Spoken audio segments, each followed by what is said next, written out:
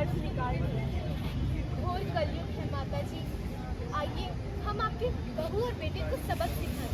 अरे नहीं नहीं, हमें किसी को सबक नहीं सिखाना। ठीक है माता जी, आप मन ये तो बताओ आप उनके साथ हुए का है? क्या बताऊँ बेटा, मेरे पति बीमार। मुझे लगा मैं मेरे बेटे के पास जाऊँ, उससे कुछ सहायता मिलेगी, कुछ मदद मिलेगी।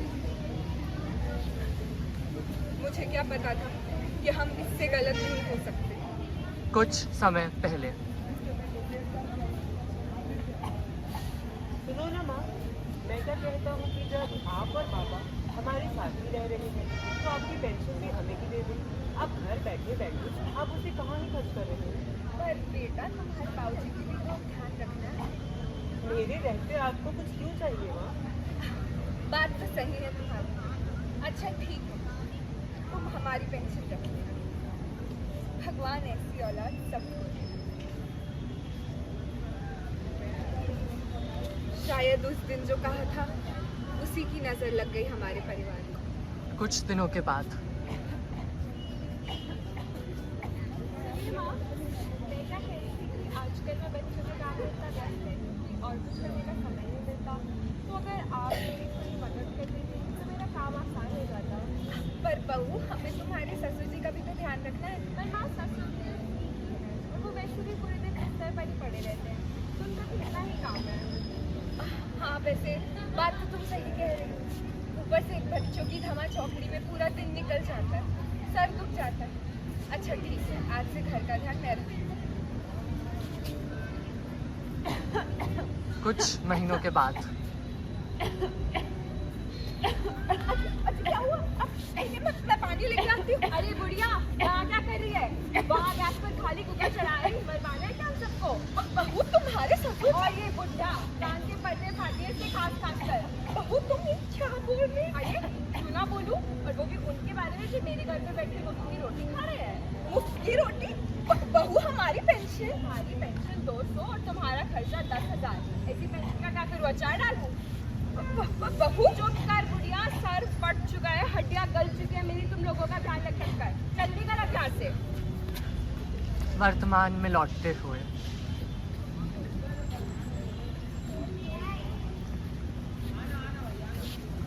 हाँ जी मैडम, ये सुबह मुझे घर के बाहर रोते हुए मिली। रात भर इनके बेटे बहू ने घर का दरवाजा नहीं खोला। हे भगवान, कैसे बेरहम बहू और बेटी है तुम। अरे नहीं नहीं, मेरा बेटा बहुत अच्छा है, वो दूध का दूल्हा हुआ। ये तो मेरी बहू विश करती है, उसने पूरे घर में जहर फैला रखा है।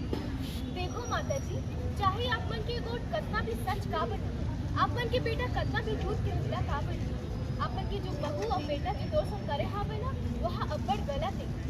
हम उन्हें हिंदू धर्म तथा भरण पोषण अधिनियम 1956 की धारा 20 या घर से निकलने के जुर्म में माता पिता एवं वरिष्ठ नागरिक भरण पोषण एवं कल्याण अधिनियम की धारा 24 के अंतर्गत जेल भिजवा सकते। जेल? अरे नहीं नहीं, मेरी बहू सुधर जाएगी। घबराओ मत माता जी, देखिए जेल भिजवाना हर मामले में जरूरी नहीं होता है। हमारे सलाहकार और हमारे अधिकारी उनसे जाकर बात कर उन्हें उनकी नैतिक जिम्मेदारियां समझा सकते हैं। माता पिता एवं वरिष्ठ नागरिक भरण पोषण एवं कल्याण अधिनियम 2007 की धारा 9 के तहत आपको उनको 10,000 तक की धनराशि देनी होगी। धन्यवाद मैडम, अगर आज आप दोनों नहीं होती तो पता नहीं हमारा क्या होता। आप बिल्कुल सही कह रही हैं। आज जैसे इन्होंने आपकी मदद की है, वैसे कुछ समय पहले मेरी भी की। जी जी, आपकी मदद? आपके साथ क्या हुआ था? जी, मेरे बेटे ने तो आपके बेटे से भी बढ़कर काम किया था। हमारी ज़मीन अपने नाम करा ली, ये कहकर कि वे हमारे खर्चे और भरण पोषण का ख्याल रखेगा, लेकिन उसने तो हमें घर से ही बाहर निकाल दिया। वो तो कृपा इन करुणा DLS वालों की, जिन्होंने हमें कानूनी कार्यवाही बताई और हमें ज़मीन वापस दिला दी। अब आज मेरा कढ़ाई बुनाई का एक छोटा लेकिन सफल व्यापार है। लीजिए मैडम जी चाय।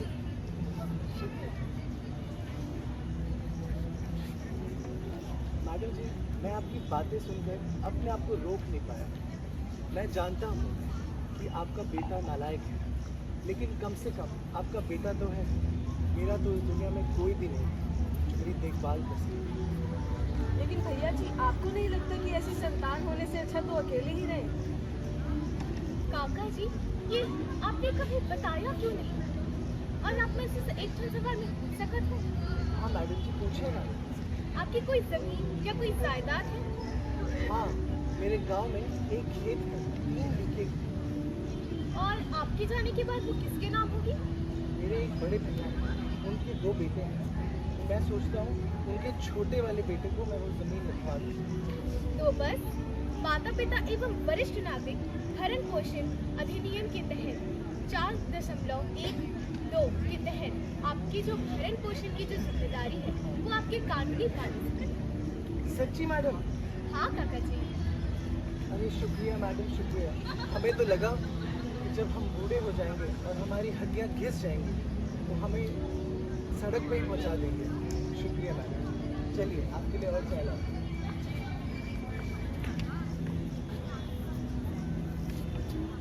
अरे माता जी, क्या हुआ आपको? क्या बताऊं बिटिया, मेरे खून ने ही मेरा खून खून कर दिया। मेरे अपने बेटे ने मुझे मार मार कर मेरा पैर तोड़ दिया। हे ईश्वर, आइए आप यहाँ बैठिए, अपना नाम बताइए और हमें सब बताइए, आप यहाँ कैसे आए? मेरा नाम पार्वती देवी है। पिछले बरस मेरे पति चले गए। तो उनकी कुछ पेंशन आनी थी, पर वो तो कभी समय पर आती ही नहीं, और अगर आती है हमें कोई कुछ बताता नहीं। और मेरा वो शराबी बेटा शराब पीकर मुझे खूब मारता है, क्योंकि उसके पास नौकरी नहीं है और मेरी झाड़ू लगाने की नौकरी से इतने पैसे नहीं। ये कैसा कलयुग है कि एक लाचार माँ की मदद करने की बजाय बेटा अपनी ही माँ को मार रहा है। माता जी, आप चिंता मत कीजिए, आपको जल्द से जल्द मदद मिलेगी। हम आपकी पूरी सहायता करेंगे। कैसे मैडम? डॉक्टर ने मेरा रिपोर्ट देखकर बोला है कि 80,000 रुपये का इलाज लगेगा। घबराइए मत माता जी, मैं आपको बताती हूँ। पहले आपकी पेंशन की समस्या दूर करते हैं। देखिए, राष्ट्रीय सामाजिक सहायता कार्यक्रम के अंदर जब घर में जो कमाने वाले सदस्य हैं उनका अगर देहांत हो जाता है, तब जो घर के बुजुर्ग हैं उनको पेंशन देना अनिवार्य है। और अब तो 2022 में ये जो मुख्यमंत्री श्रमिक सियान सहायता योजना है छत्तीसगढ़ की और मुख्यमंत्री पेंशन स्कीम, इन दोनों के अंतर्गत आप शिकायत भी दर्ज करा सकते हैं जब आपको राज्य से पेंशन नहीं मिले। शुक्रिया मैडम। बाकी वरिष्ठ मेडिक्लेम पॉलिसी और बुजुर्गों के स्वास्थ्य की देखभाल हेतु राष्ट्रीय कार्यक्रम बुजुर्गों की चिकित्सा से जुड़ी समस्याओं में उनकी मदद करता है, तो आप अपने इलाज की चिंता से मुक्त रहें। बाकी हम आपके बेटे को समझाएंगे, अगर वो नहीं सुधरता है तो माता पिता एवं वरिष्ठ नागरिक भरण पोषण एवं कल्याण अधिनियम 2007 की धारा 24 के तहत उन्हें जेल भी जाना जा सकता है। आइए मैं आपको अस्पताल ले चलती हूँ। पार्वती देवी को जितनी सहारे हो सके उतनी की जरूरत है।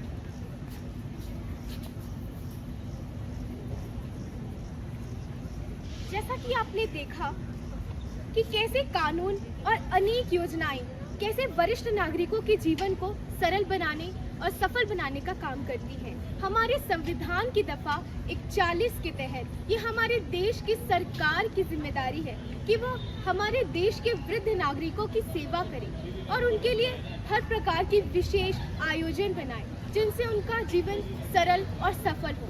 धन्यवाद।